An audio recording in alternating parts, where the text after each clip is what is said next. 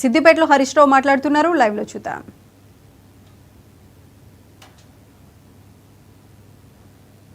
దెబ్బతిన్నటువంటి పరిస్థితుల్లో కేంద్రం అధికంగా అప్పులు తీసుకోమని రాష్ట్రాలకు అనుమతించింది.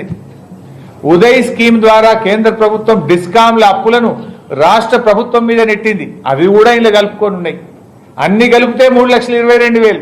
కానీ మీరు చేసే దుష్ప్రచారం 7 లక్షల కోట్లు. ఇప్పటికైనా కాంగ్రెస్ నాయకులు ఈ అబద్ధాలను గోబల్స్ ప్రచారాన్ని మానుకోవాలి.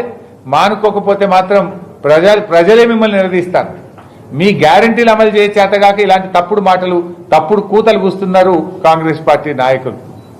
అయినా కేసీఆర్ గారు మీరు చూస్తే ఆయన సంపద పెంచిండు, పేదలకు పంచిండు, రాష్ట్ర ఆదాయాన్ని పెంచిండు, అద్భుతంగా రాష్ట్రాన్ని అభివృద్ధి పథంలో నడిపాడు. ఈ విషయాలు మేం చెప్తలేం, అవి కూడా ఆర్బీఐ నివేదికలో ఉన్నాయి. తెలంగాణ రాకముందు రాష్ట్ర పరిస్థితి ఎట్లా ఉంది, ఇప్పుడు ఎట్లా ఉంది అనేటువంటిది కళ్ళకు కట్టేటట్టుగా ఆర్బీఐ వివరించింది.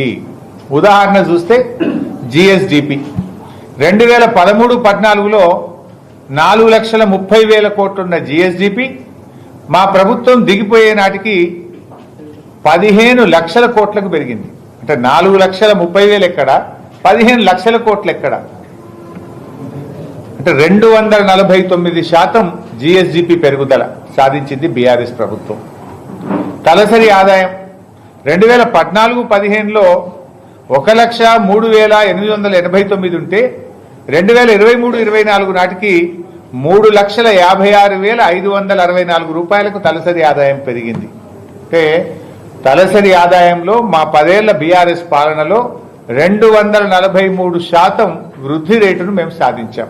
243% గ్రోత్ రేట్. క్యాపిటల్ ఎక్స్పెండిచర్ 2014-15లో 11,583 కోట్లుంటే 2023-24 నాటికి 78,611 కోట్ల క్యాపిటల్ ఎక్స్పెండిచరు చేయడం జరిగింది. అంటే భవిష్యత్తు కోసం కట్టినటువంటి ఇన్ఫ్రాస్ట్రక్చర్ ఎక్స్పెండిచర్. ఇందులో 578% పెరుగుదల. క్యాపిటల్ ఎక్స్పెండిచర్లో 578% గ్రోత్ రేట్ మేము సాధించాం. స్థాపిత విద్యుత్ సామర్థ్యం రాష్ట్రం వచ్చినాడు 9,470 మెగావాట్లుంటే బీఆర్ఎస్ ప్రభుత్వం దిగిపోయే నాటికి 19,519 మెగావాట్లు. అంటే 106% వృద్ధి రేటు సాధించాం. అంటే మీరు 66 ఏళ్లలో ఎంత సాధించిందో 10 ఏళ్లలో మేము అంతకంటే ఎక్కువ విద్యుత్ స్థాపిత సామర్థ్యాన్ని మేము పెంచాం. తలసరి విద్యుత్ వినియోగం 1,151 యూనిట్లున్న తలసరి విద్యుత్ వినియోగం 10 ఏళ్లలో 2,398 యూనిట్లకు పెంచాం. అంటే 108% గ్రోత్ రేట్ వచ్చింది. సాగునీటి సదుపాయం 2014-15లో 78 లక్షల ఎకరాలుంటే 2023-24 నాటికి 1,60,00,000 ఎకరాలకు సాగునీటి సామర్థ్యం పెరిగింది.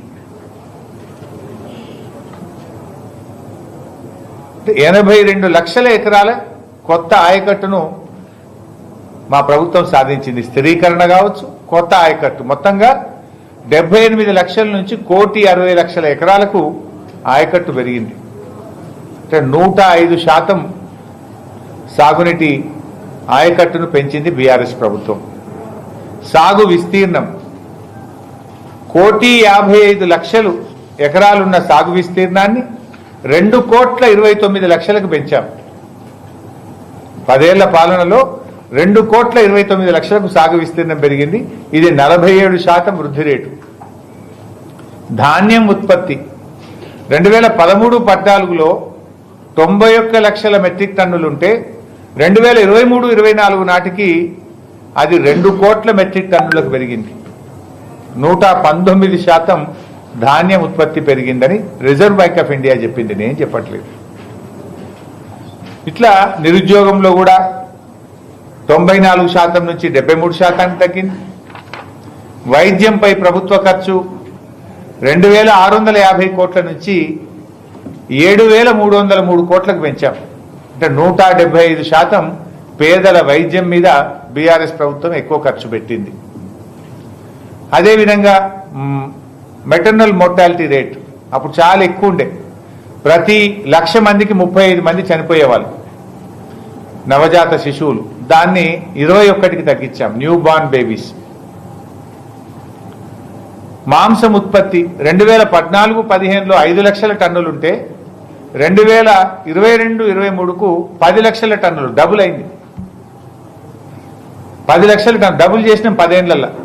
అంటే 66 ఏళ్లలో మీరు ఎంత చేసినరో 10 ఏళ్లలో అంతకు డబుల్ చేసి చూపించింది కేసీఆర్ పాలన.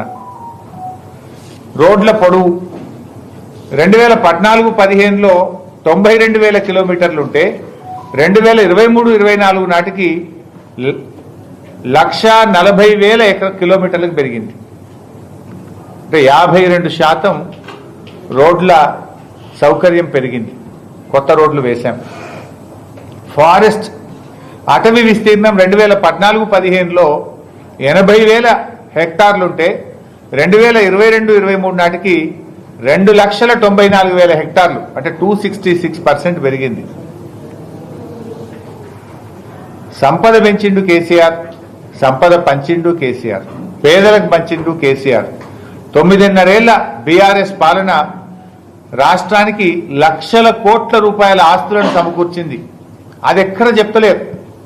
ఇవాళ మల్లన్న సాగరు, కొండపోచమ్మ సాగరు, రంగనాయక సాగరు, గంధమల్ల, బస్వాపూర్, ఇవన్నీ ఇన్ని రిజర్వాయర్లు, పాలమూరు ఎత్తిపోతల పథకం, 4,000 కోట్లు ఖర్చు పెట్టి మహబూబ్ నగర్ లో పెండింగ్ ప్రాజెక్టులు పూర్తి చేసి 6.5 లక్షల ఎకరాలకు నీళ్లు ఇచ్చాం. ఆ ప్రాజెక్టులు పూర్తి చేసింది చెప్పరు. పాలమూరులో కట్టిన రిజర్వాయర్లు చెప్పరు. కాళేశ్వరంలో కట్టిన రిజర్వాయర్ల గురించి చెప్పరు. మిషన్ భగీరథ కింద లక్షల ట్యాంకులు కట్టి లక్షల కిలోమీటర్ల పైప్ లైన్లు వేసి ఇంటింటికి మంచినీళ్లు ఇచ్చిండ్రే, దాని గురించి ఎక్కడ ఈ కాంగ్రెస్ నాయకులు మాట్లాడరు. దేవాదులలో ఎన్నో పనులు 6,000 కోట్లు ఖర్చు పెట్టి లక్షల ఎకరాలకు వరంగల్ జిల్లాలో దేవాదుల ప్రాజెక్టు కింద నీళ్లు ఇచ్చాం. సమ్మక్క సాగర్ బ్యారేజ్ 2,000 కోట్లతో కట్టి ఇలా 365 రోజులు వరంగల్ జిల్లాకు దేవాదుల ద్వారా నీళ్లిచ్చేటట్టు కేసీఆర్ గారు చేసిండ్రు. ఆ సమ్మక్క సాగర్ బ్యారేజ్ గురించి ఎక్కడ మాట్లాడరు. మహబూబ్ నగర్ లో మన తుమ్మిళ్ళ లిఫ్ట్ ఇరిగేషన్ కట్టాం, ఖమ్మంలో భక్త రామదాస్ లిఫ్ట్ ఇరిగేషన్ కట్టాం. ఇట్లా ఎన్నో అసెట్స్ క్రియేట్ చేసింది బీఆర్ఎస్ ప్రభుత్వం. నువ్వు కూర్చుంటున్న సెక్రటరియట్ కట్టింది బీఆర్ఎస్ఏ. సెక్రటరియట్ పక్కన బ్రహ్మాండంగా 125 అడుగుల అంబేద్కర్ విగ్రహం కట్టింది బీఆర్ఎస్ఏ. దాని గురించి ఎక్కడ మాట్లాడాడు. అంటే కల్పించిన ఆస్తుల గురించి, పెరిగిన ఉత్పత్తుల గురించి, లేదా పెరిగిన తలసరి ఆదాయం గురించి, పెరిగిన రాష్ట్ర స్థూల ఉత్పత్తి గురించి ఎక్కడ కూడా కాంగ్రెస్ వాళ్ళు మాట్లాడరు. లేని అప్పులను 7 లక్షల కోట్లు అనేటువంటి ఒక గోబల్స్ ప్రచారానికి మాత్రం పాల్పడతా ఉన్నారు. ఎందుకు? తమ చేతగాంతనాన్ని కప్పిపుచ్చుకోవడానికి, తమ తప్పిదాలను కప్పిపుచ్చుకోవడానికి, తమ హామీలు అమలు చేయాలని ప్రజలు ఎక్కడ నిలదీస్తారో, ప్రజలు ఎక్కడ ప్రశ్నిస్తారో, ప్రజలు ఎక్కడ తరుముతారో అనే భయంతో ఇలాంటి గోబల్స్ ప్రచారానికి కాంగ్రెస్